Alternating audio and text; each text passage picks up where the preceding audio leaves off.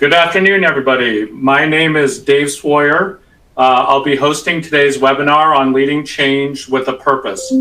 By way of background, I am one of the founders of Vanica.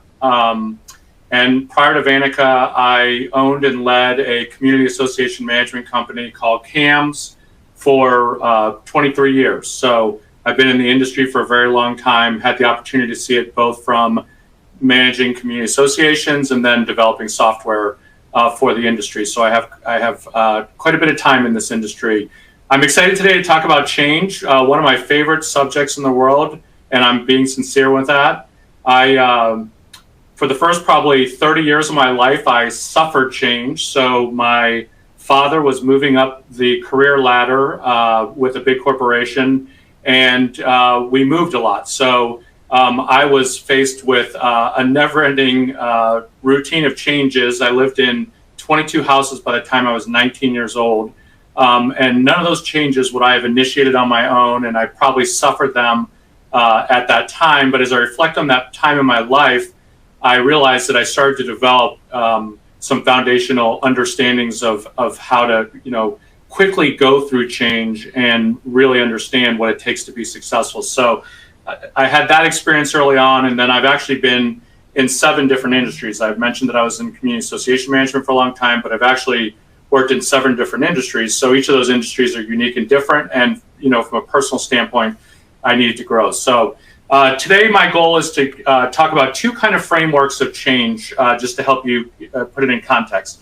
So the first framework I'm going to spend a little time talking about is our own individual growth, if you will, or our own individual change. And I'm going to use 3 words interchangeably. I'm going to use the word change, obviously today's topic. I'm also going to interchange that word with growth and improvement. I feel like over time, the word change has a lot of friction to it. It has a lot of, just a lot of, maybe not the best feelings toward it. And so I really think when you change out the word change and use the word improve or use the word grow, most people aren't quite as resistant to the concept or to the topic. So I've started to create a habit of my own thinking and my own communication around using those words interchangeably. So just kick this off with the pace of change has never been this fast, yet it will never be this slow again. Justin Trudeau, who is the Prime Minister for Canada, famously said this at the 2018 speech at Davos. He had no idea at the time that would be roughly 2 years prior to one of the fastest changes mankind has ever gone through. And so when some of us think about the fact that I don't like change much, I don't like to experience it much. In fact, roughly, as we all remember, at the middle of March of 2018, we went through one of the fastest change processes ever in the history of man. So we went from living our lives in person, having the freedom and flexibility to go and do anything we want, to literally picking up and isolating ourselves in our homes. And from a business standpoint, what was the change that took place? We went from in-person working for most of us to working from home. So if you would have asked any company, hey, let's go through a change exercise where we're going to physically take everyone out of the office and move them to their house, I'll bet you most companies would have strategized that change over a multi-year timeline. And so, and I chuckle with that now, and we all should think about that in a funny way, because we didn't have the luxury to do that. We had about 24 hours. So if once again, if that question was asked, how fast do you think you can get that done? Do you think 24 hours would work? That would not have been, met with the best thinking in mind. So anyways, we know what change looks like. We know how to do it really rapidly. Let's talk about some frameworks around it. So about a little more than 7 years ago, I was part of a business coaching program in Toronto, Canada called Strategic Coach. And the thought leader of that program, who does an amazing job of really, productizing or really defining different kind of concepts from a business standpoint and personal growth standpoint, came up with this idea of the 4 C's formula. So his formula was built around, there's a very logical progression that we all go through as we go through a personal change, personal growth process. So there's a very logical step that we go through, and it goes counterclockwise. And so the first thing when you're going through a change process, a growth process, the first thing is you have to make a commitment, and you have to have a very clear commitment on what that growth opportunity is for you. And I'll talk about my own in a second. And then the second step is commitment leads to courage. So you need to then start to be aware that there's going to be parts of the, there's going to be a big part of this commitment that you're going through to develop a new capability that is going to be unknown, that's going to be uncomfortable, that's going to be, you'll be fearful about it. And so you have to have the courage to go through that. And then you'll develop a new capability, and then you'll have confidence. I'll share quickly my journey with this. So I came across this concept, as I mentioned to you, a little more than 7 years ago. One of the things I was very intrigued with to do in my lifetime was learn how to fly a plane. Over the years, I had several friends that had gotten their pilot's licenses, and I knew several people that actually instructed, beginning pilots. And so, every time I'd run across them, they'd be like, "Hey, Dave, you always mention you want to go fly. Do you want to go do that?" And I would procrastinate and go, "You know what? I really do want to go fly." And they would, pressure me on that. "When do you want to go fly?" And I'd be like, "Next time I see you, we'll plan on that." And I never would really get myself to the place of making a commitment. And so finally, after coming across this concept, quite frankly, and thinking about other things that were happening in my life, I was ready to make the commitment to learn how to be a pilot. So I actually made the commitment to become a pilot. And so how did I make that commitment? So I envisioned what being a pilot would look like for me, for my own personal life success. So I was interested in, shortening the time it would take to go enjoy some new experience. So shortening the time it would take to, maybe fly to a city a couple hours away, go see a concert or go see a band, or, take my wife to a nice new restaurant that we hadn't been to. So I started to formulate in my mind what it would look like if I was, able to go out and fly a plane. And so I wanted to shorten that time horizon. I wanted to actually, learn some things that I was curious about, learn more about, some of the elements of flying, weather, learn about how our national air traffic system works. I wanted to learn about, the aerodynamics of how planes fly. So there was a lot of interest in my part in learning. So I made the commitment that I was going to go get my pilot's license. And then the next step, which I think the pilot's license is the perfect example, is then you ultimately have to have a massive amount of courage to basically put yourself in a life and death situation, which is learning how to fly. So I really thought about the courage it would take, and I didn't fully appreciate all the kind of interesting situations you would get into that would test your courage. But I certainly started to understand that courage was going to be a big part of the success in this change process. I was going to be asked to do things that were going to be very, very new to me and uncomfortable, and I needed to build up the courage. And after I kind of built up the courage and started to embrace this experience, embrace the unknown, embrace the fear, I started to kind of push through my limitations, push through the things I didn't know, and I started to develop new capabilities. And so I slowly started to understand how to fly and how to talk to air traffic control and how to understand what the weather was doing and all those different details. So, and as I developed this new capability, I started to have confidence in my capabilities. So I started coming back and going, "Oh my gosh, I'm getting better and better at this." So I can do more of it, and my pace of flying success accelerated. So high level, this is a framework. I'm going to talk a little more detail about this, but I just wanted you to have kind of a reference point for my own journey with flying. I think it's just such a good visual example. And I meant to mention this at the beginning of the webinar. This is, we can be as interactive as you'd like to be. So if you'd like to add, or if you'd like to ask me any questions as we're going along, please feel free to go into the attendee chat and drop me a note or something, and I'll try to be mindful to keep looking over there so I can address any questions you might have real time. So by the way, go on Amazon. If you're interested in this book, go on Amazon. I don't get any kind of benefit for that, but it's such a simple concept, but yet as you start to really develop, like I said, a process, a kind of a known process for how we all go through personal growth, I think you'll start to appreciate this.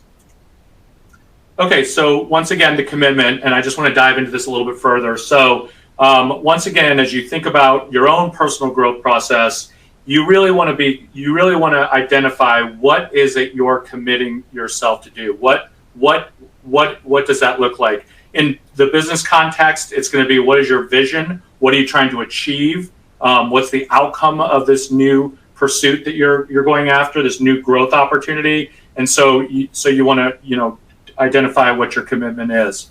The next step in the process is commitment creates courage. And so I'm just going to read a couple sentences from this book.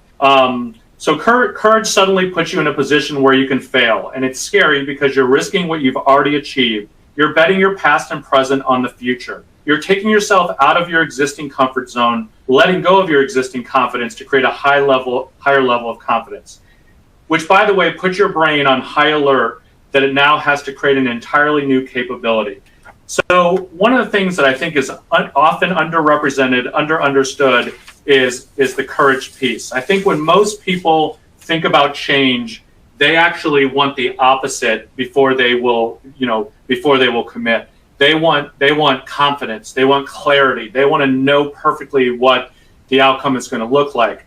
But what you're doing through this process, or what your brain's preparing to do, is your brain's preparing to start problem solving at a different level. You're trying to develop a new capability, and so this fear, this moment of fear, this lack of confidence starts to really create within yourself, greater adrenaline, greater motivation to learn, greater open-mindedness to the possibilities of what the future could be. And so you really want to think about this in terms of this is a really healthy part of a change process, is really understanding how much courage it's going to take to be successful. And I really want to emphasize this, understanding from an individual perspective, because I think as you think about leading your organizations or your teams through change, you're going to have to really appreciate how much courage you're going to need to bring to the group to really aid in the success of things. So courage is a big deal in this process. And then courage creates greater capability, right? So like I just said, as you go through these moments of discomfort, like I said, all this is happening is your brain is starting to get bigger thinking. It's starting to solve bigger problems. And so you start to develop more and more capability. Most organizations, this is where change kind of breaks down, right? So the question becomes, do you have an organization that has people that have courage, who are courageous, or do you have an organization that's risk averse, that we actually don't, whenever we encounter these kinds of moments of a lack of clarity or some confusion, do we back off them and run away, or do we move forward? And I'm going to talk about maybe how to help train your organization to develop greater understanding of these kinds of values so that they can push you through a change process. But the capability side of it is that you start developing greater capabilities, and therefore that leads to confidence. And so once again, the circle has been completed. You started with confidence, although you knew there was some new growth opportunity or change or improvement you wanted to make. So you made a commitment to go to the next step. You took on the risk. You were willing to expose yourself, be vulnerable, and you had the courage to move through it. And then you slowly started developing new capabilities, and those new capabilities ultimately brought you back to confidence. The more you can kind of use this as a positive feedback loop to kind of propel you to the next level of capability, the more you will grow as an individual, and the more you'll grow as an organization leading through your organization. So the next one I'll mention, or the next topic, is one of the things we did early on in my community association management company was I wanted to find creative ways to train people on concepts that were applicable to business, and applicable to, what it was going to take for us to be successful. But I wanted to be creative in my thinking. So I wanted to, so some cultural themes that we were working on, of course, like most companies, is accountability. We were working on understanding how to set really good goals for yourself. And then, this concept of personal growth, do you understand the process that you would go through for personal growth? So I used the concept of weight loss, and I always put my disclaimer on the front end of this. This concept of weight loss was never directed at anyone individually. I just feel like for most of us in our lives, unfortunately, as we age, we eat one too many Oreo cookies every night of the week, and over a period of time, those Oreo cookies, translate into weight gain. And one day you wake up and go, "Oh my gosh, I've put on more weight than I like having at this point, and I need to make a change. I need to do some things differently to make a change." So in my company, we did a process called Dump the Plump. So on January 1st of every year, and this was our teaching process, for those of you that might have worked for my management company and are on this, I apologize with these comments, but we actually would kick off the year with Dump the Plump. Once again, this was a training concept, but the net result of it was that people actually lost weight. So, but my goal was to train people. So we would do Dump the Plump. So Dump the Plump was a 3-month competition that we did internally, and the goal was to see who could lose the most weight. And we did this in a very intentional way. So the first thing we required everyone do is they would have to come in and make a commitment. And their commitment was, you have to write down on a piece of paper what your ending weight goal will be at the end of this competition. And so once again, commitment, that was a bold request to make of people, because not only did they have to commit to lose weight, but they actually had to set a goal well in advance of knowing where they would end up, and they had to publicize that goal. So we actually would protect privacy to the best we could, but we actually wanted this to be somewhat of a public thing, because we wanted to know what people were committed to, because we felt like if you're going to make a commitment, we want there to be a lot of pressure to make that commitment, hit that commitment. So anyways, that was our first step in our process. And then every week we would have a weigh-in. So we would require everyone to go through a weigh-in process, to kind of keep score on what progress they were making. And then we asked everyone to put together a plan. And so everybody would, have a plan for how they were going to lose weight. It wasn't just a matter of, I hope this happens at the end of 3 months. It was, you had to have a plan. And then as a company, we would supplement their plans with education. So we would conduct classes to help, people develop better understandings, better capabilities of how weight management works. So we would bring in dietitians, nutritionists, exercise people, psychiatrists, psychologists, just to help talk about, some of the mental things that go on, that affect our weight gain. And so we would partner up with them and give them that support, so that they could, get through it. And then there was a lot of peer pressure, right? In a really healthy way. If I was out exercising every day, I would tell some of the people that were participating, I had a great week. I worked out 4 days this week, and I did, 45 minutes of cardio exercises and lost X amount of calories.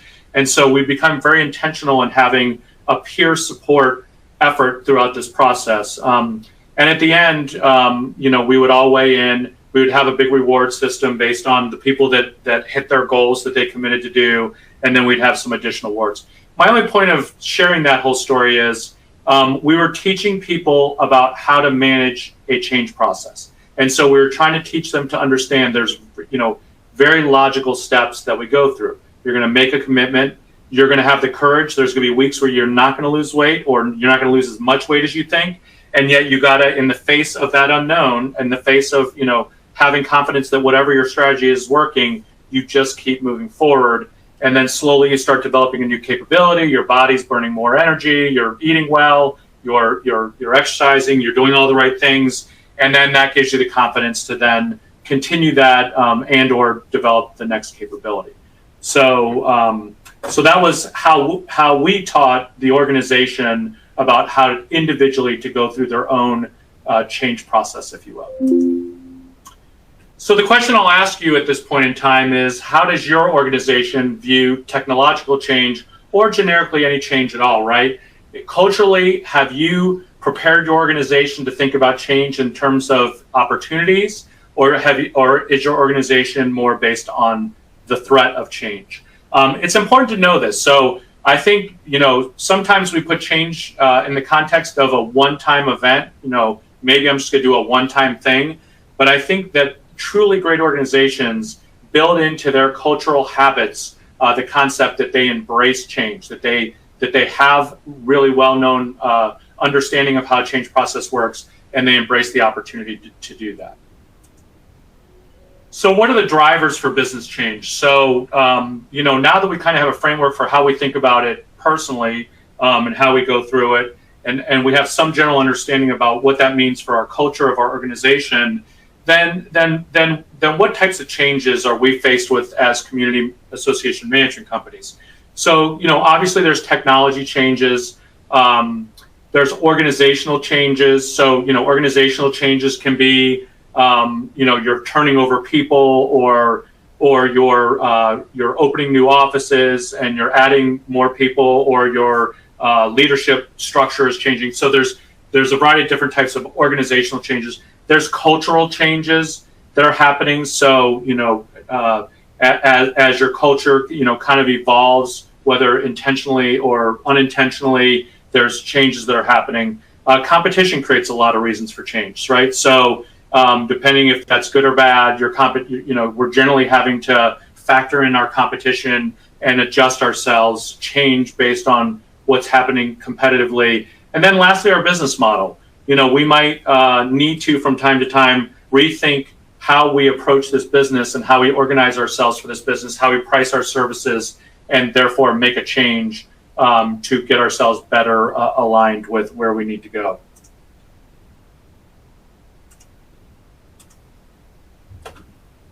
Okay, I got a question. Managers who are not tech savvy are always very resistant. So maybe training needs to be improved. I think that's a general concern of anyone in the world today. Tech savvy meaning how quickly can you learn new technology? How quickly can you become proficient at it? And so I think organizationally you have to appreciate that that's an opportunity. Is how do you train people to become proficient? And I won't necessarily spend too much time coming up with all those solutions, but I think that's why people would be resistant to change, is they're scared to go learn a new technology. That's probably one of the biggest influencers of the procrastination of a technology change, is people are just scared to learn something new. And by the way, that is very normal. We all can put ourselves in those shoes and think about things that we might be asked to do, in life that is very scary. And that's the point about courage. That's where I want to really have us own the word courage and not look at that fear of somebody as being bad or wrong, but recognizing that as an organization, as individual leaders, we need to have the courage to help our people, go through some of their scary, situations and help them get to the other side of that. So really appreciating that is a big deal. But thanks for that question, Jeff. So a couple things with change management, and in all fairness to this conversation, I was probably, as I mentioned to you, for the first 30 years of my life, I probably suffered change more than I embraced change. I think for the next 20 years of my life, I probably became much more aware that change was going to happen regardless of whether I was agreeable to it or not. And so I started to think more in terms of leading change versus being led by change. I think no matter what happens, change is going to happen. So I use that concept all the time, is, are we going to lead change or are we going to be led by it? It's going to happen either way. It's a lot more fun to lead change than it is be led by change. So, but I can tell you that early in my life of managing this business, we were not good at change. So my earliest example of this was we made a decision many years ago to make a software change, that our previous software solution had kind of run its course. I had a lot of employees that were antsy to go try new software. I wasn't quite invested in that as much, obviously, which was part of our failure. And so I passively let my organization, force me through change. So I was being led by change, not leading change. So we made a decision to make a software change. We went through an onboarding process with them. Because I wasn't as invested as a leader in the process, I was very vulnerable to people coming in and making me aware of all the bad things that were going on, and just blowing my head up with all the risks and all our potential failures. And so within 6 months of going through a software conversion, we pulled the plug. We said, nope, we're going to go back to the old software.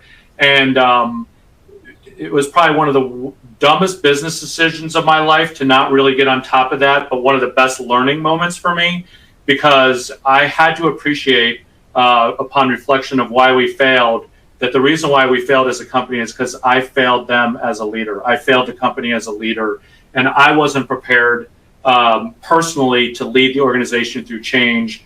And at the end of the day, somebody, at least one, if not many, need to be on the leading edge of driving organizational change. And so so we failed at that. We pulled the plug.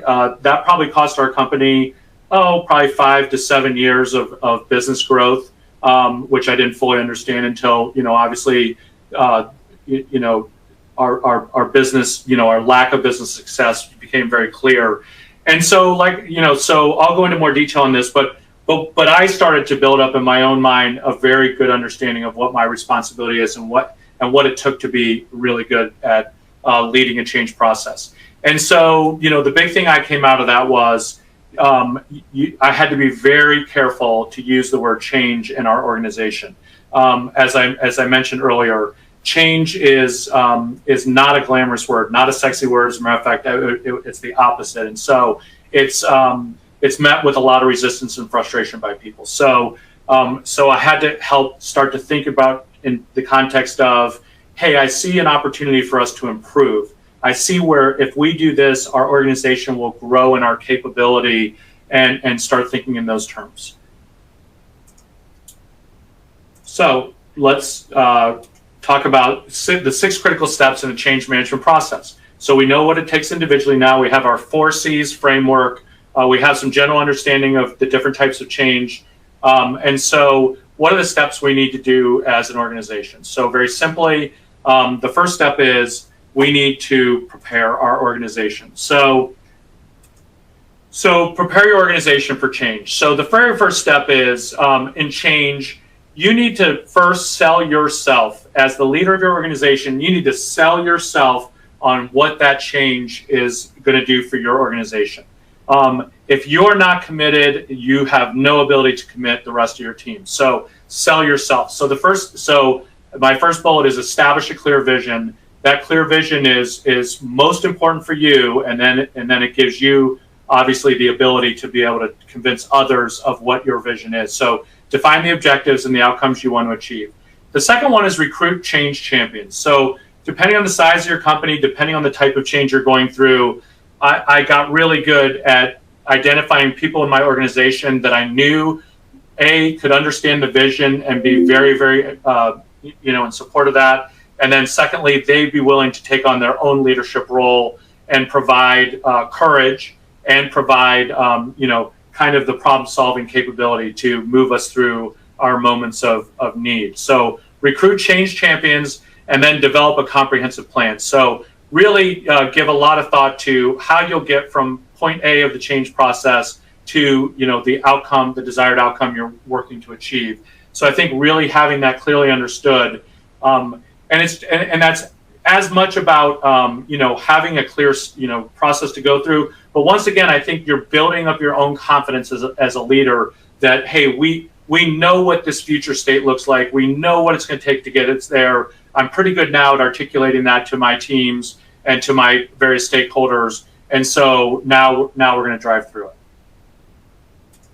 Second step is communicate, communicate, communicate. So I've learned this the hard way, many different ways. There is not enough talking that you can do to help everybody impacted by whatever your change process is, clearly understand where you're at, where you're going, and what are your current challenges to getting you there that you're working on solving. So communicate, communicate, communicate. What is your motivation for change? Clearly explain the reasons behind the change and the benefits it will bring. Define the future state. So really be good at describing what your organization will look like after the change is implemented. And from a leadership standpoint, I just think you have to be so crystal clear on what that future, and that's why I used the weight loss example. When we were planning for our weight loss competition, part of the thing we tried to do a little bit was to, we live in a beach town, so we would joke that we want to see what we look like in our bathing suits. We want to see what we look like, at our change state. We want to envision, that upcoming, reunion or wedding or, whatever stereotypically we generally want to look our best at. And that is our outcome we're looking for from a weight loss standpoint. Obviously, from a business perspective, we want to get everyone really crystal clear on, if we do this is exactly the new capability, the new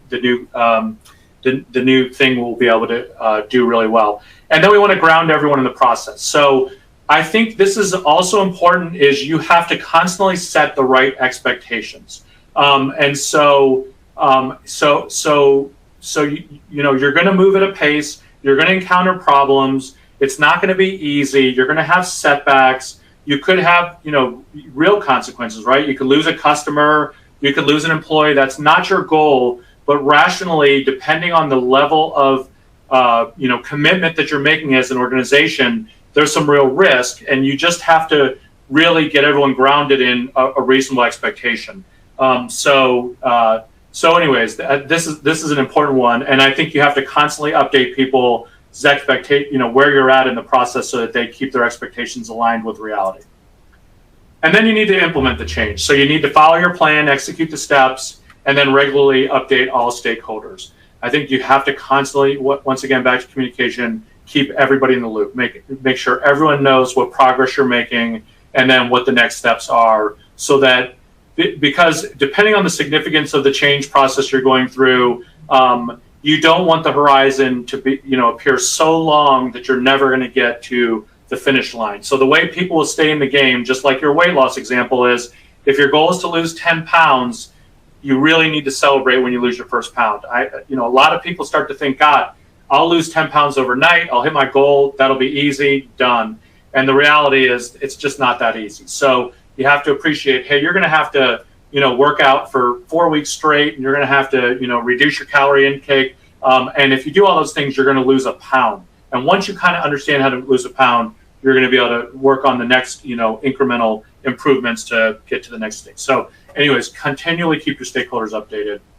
Remove obstacles as quickly as possible. So I think as a leader going through a change process, you've got to be on the lookout for where are those obstacles popping up, and what are you going to do that. So anticipate the challenges that may arise during the implementation.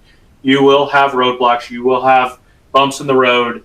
The better you anticipate them, and the better you are on the lookout for them, the quicker you'll be able to react and do something to address it.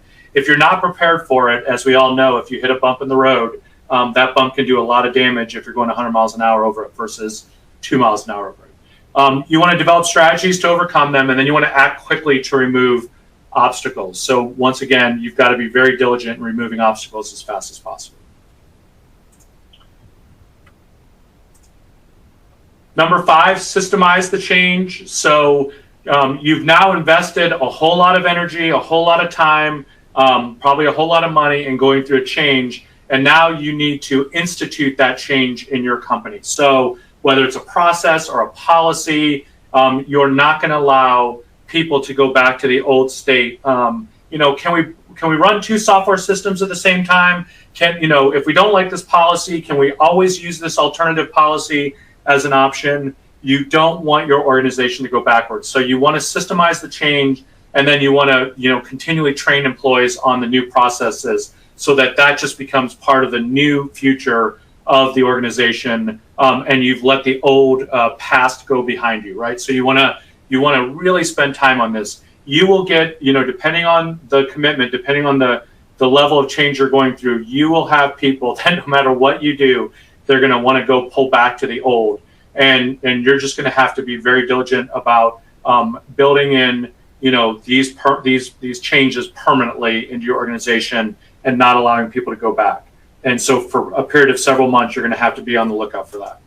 And then finally, review the process and identify improvement areas. So as I mentioned to you, I think with any change process, you want to get really good at it. So this is not a one and done. If this is your first big change process that you've thought through, then I would encourage you to think about this as a feedback loop or as a learning loop that you're going to use to continually apply these strategies, these concepts to the next opportunity that your company has. And the better you get at doing this, the faster your company will grow and be successful. So analyze the change process, evaluate the success of what has occurred, understand that really well, and then identify your areas for opportunity. Identify opportunities for improvement.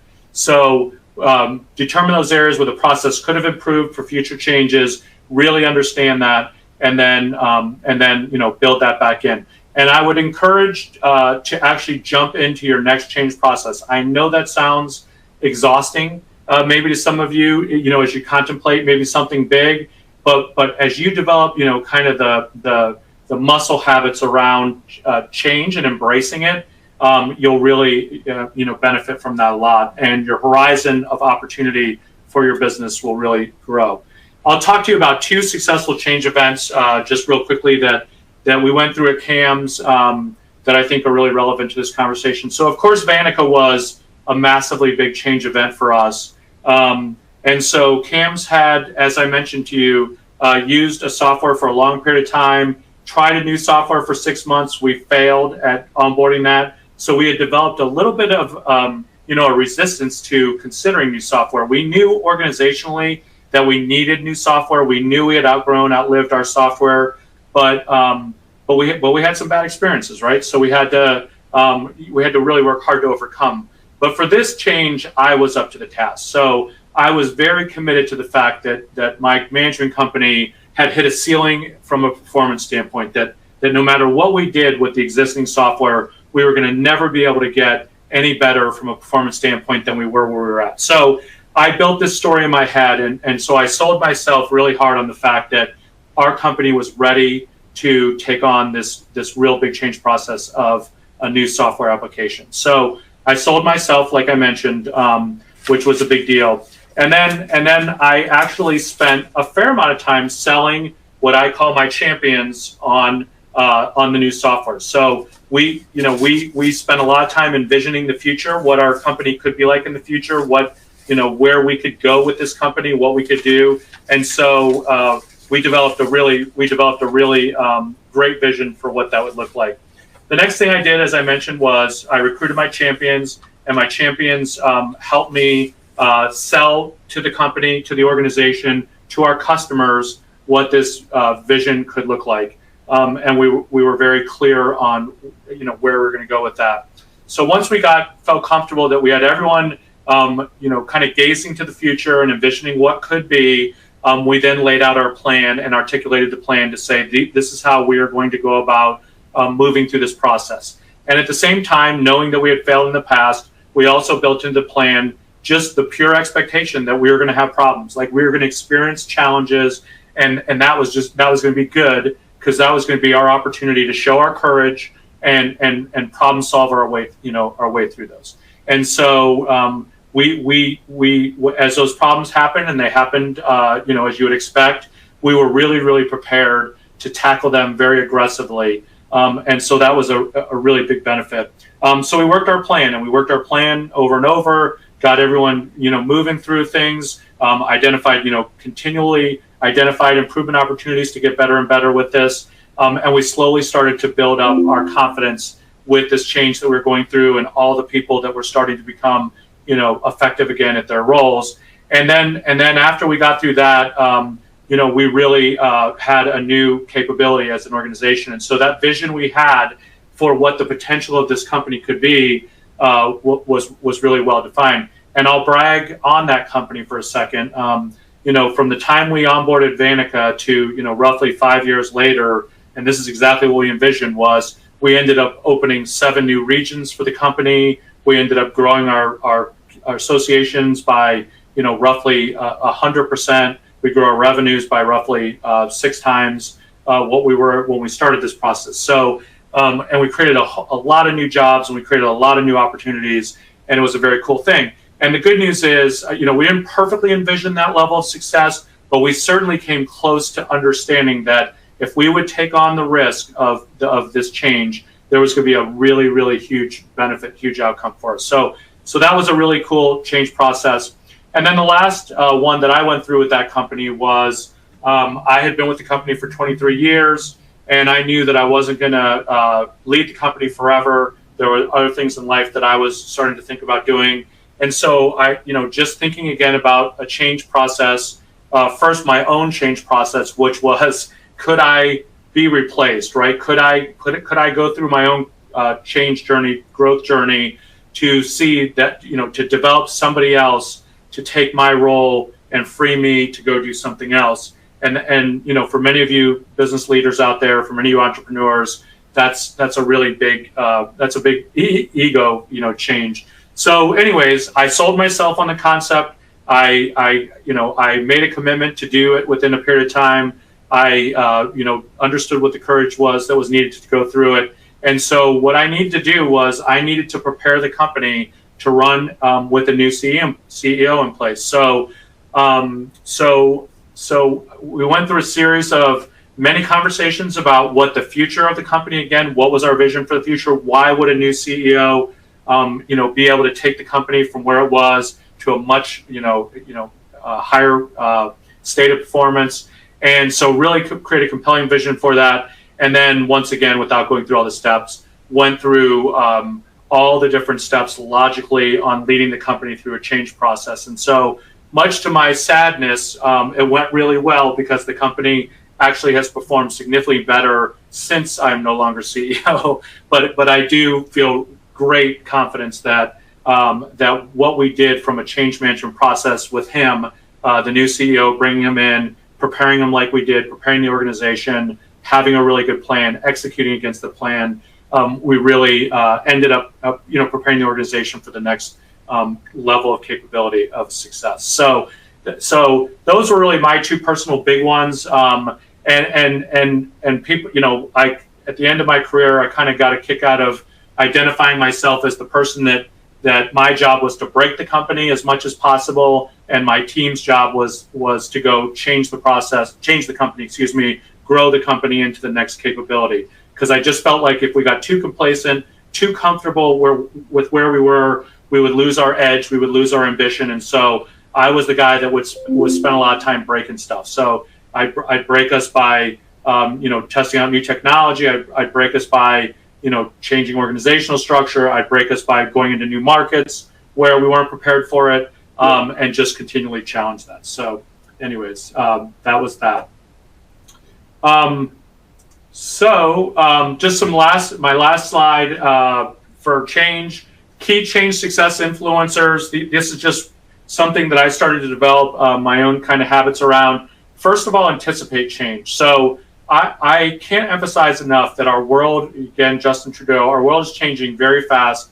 And so you have to be on the lookout. What is my competition doing? What are my employees needing? What are my customers needing? What are all the dynamics that are happening all the time? And then what do I need to do to continually change and evolve my organization to match up with the need, right? And so anticipate change. It's a lot better, as I said before, to lead change than be led by change. So anticipate change. Replace the words change with grow and improve. I think if you start to bring that into your vocabulary, the words grow and improve more, and try to downplay change, I think you'll have a much more receptive audience around these concepts. Third, instill a cultural value of leading with change versus being led to change. And so this is where I think, to Jeff's question, and I think for organizations as a whole, we have to tune our teams up to the concept that change is real, change is great, change is going to be the thing that's going to allow us to continually be successful and evolve and become better and better. And so our resistance to change, our resistance to new ideas, to new technology, to new markets, or whatever the topic is, will be the end of us, right? So we have to really be thinking in terms of having a cultural value around change.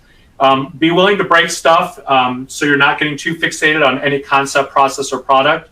Once again, nothing works forever the way it needs to work, and so you have to be willing to go in and break things, just to kind of get your organization in the mindset of really big problem solving and being more creative in their thinking about how the business could be in the future.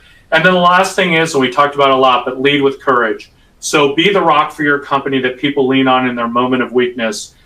This courage concept, as you start paying attention to what, as you're thinking about a change process, you'll get the the fear out of people. You'll get the scared out of people. You'll get the procrastination out of people. You'll become very aware, and what you have to appreciate as a leader of your organization is that you need to be the courageous one. You need to be the rock for your team that says, even though we don't perfectly know what's going to happen here, even though we don't perfectly have all the details that we need, we are going to walk forward one step at a time with the faith that the other side of this opportunity, this capability we're trying to develop, is so much bigger and better than what we have, that we're willing to take the risk to do that. So lead with courage. That's a big deal. I'm going to pause for a minute. So does anyone have any questions? Because this is effectively the end of my slide presentation.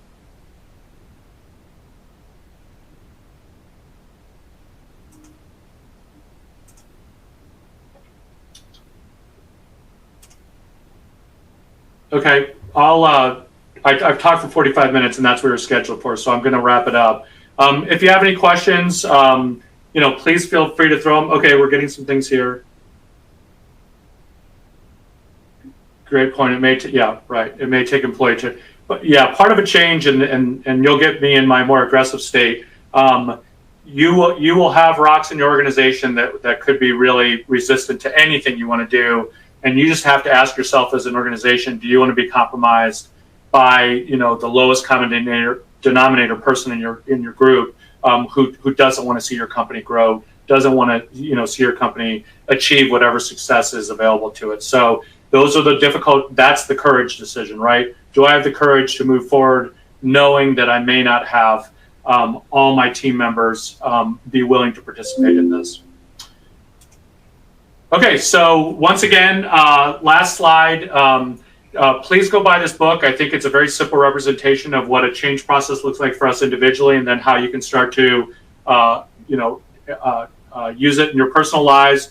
And then lastly, if you're a prospect on this call, if you're a Vanica prospect on this, webinar, and you want to learn more about Vanica, please click on this link, and so do a screenshot of that.